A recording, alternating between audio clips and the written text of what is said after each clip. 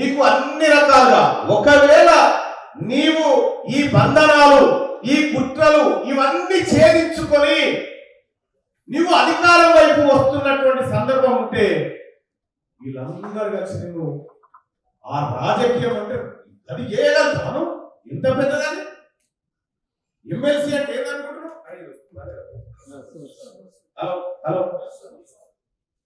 రాజకీయం ఎంత పెద్ద చేస్తావా? ఇంకొక గమ్మత్తు ఉంటుందా ఈ మధ్యలో, ఒకవేళ నీకెక్కడి నుంచైనా డబ్బులు వచ్చినాయి అనుకో, ఊళ్ళో రెడీగా లేదు సర్పంచ్ పోటీ చేయి, సర్పంచ్ పోటీ చేయని చెప్తాడు. అరే ఎంత అయినా పెట్టాలి మనం, నేనున్న పోను ముందుగా చదువుతాడు, ఇక దిగినాక వందాయా ఇచ్చేస్తే సవాల్ ఈంది వాంది గుర్తుకొచ్చి అలా పెట్టి ఉన్న పైసలను అలా దాగా పెట్టి వానికి నిధులు లేవు ఆఖరికి ఆడ కట్టుకోవడం పోతుంటే ఆడవాళ్ళు దిగుడు తప్ప మోరేమాయ లారేమాయ. ఇంకా ఎక్కువ పైసలు ఉన్నాయి అనుకో, ఎంపీపీని చేసుకున్నాను నేను చెప్తాను. ఈ ఎంపీటీసీలు, ఈ జెడ్పీటీసీలు, ఈ ఎంపీపీలు, ఈ కౌన్సిలర్లు, ఈ ఒక్క కౌన్సిలర్ కావాలంటే 3 కోట్లు 5 కోట్లు కావాలంట, సర్పంచ్ కావాలంటే మా ఊరికి 2 కోట్ల రూపాయలు కావాలి. ఎందుకు ఇదంతా? పోనీ మరి ఇలాగ ప్రమోషనా? సర్పంచ్ కాగానే ఎంపీటీసీ, తర్వాత MPP, ZPTC, ZP chairman, MLA, MLC ఇట్లా కాదు. మీ లిమిట్ అంటారు, జెడ్పీటీసీ దాకా మీ లిమిట్, మీకు అక్కడ వరకే లిమిట్.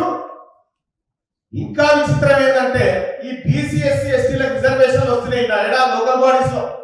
లోకల్ బాడీస్ లో రిజర్వేషన్ వచ్చి వీళ్ళు ఎంపీటీసీ, సర్పంచ్ కాదంటే ఎంపీటీసీ, జెడ్పీటీసీ, కౌన్సిలర్ గెలవగానే స్థానిక సంస్థల ఎమ్మెల్సీ అని ఒకటి ఉంటది, లోకల్ బాడీస్ ఎమ్మెల్సీ అని ఉంటది. దానికి రెడీగా వచ్చి నిలబడితే మనంతా ఓట్లేయాలి. కనీసం నువ్వు ఆ పోస్ట్ కూడా వదలేవు.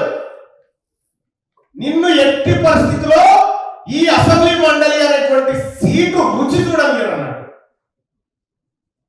నువ్వెట్లు వచ్చినావు తీర్మానం మొదలు అంటే పండ పెట్టి తొక్కుకుంటూ వచ్చినాయి.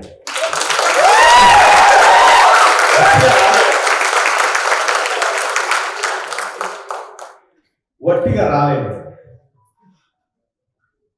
వచ్చి ఆగిపోతాం అసలేదా. అందరికీ శరార్థులు. పెన్నుతో మీకు మంచి సోపతుందా? తెలంగాణ యాసలో ముచ్చట్లు రాయడం మీకు తెలుసా? మీలాంటోళ్ళని ఎత్తుకుతుంది మా క్యూ న్యూస్. మరి ఆలస్యం చేయకుండా మాకు ఫోన్ చేయండి. 8688892608.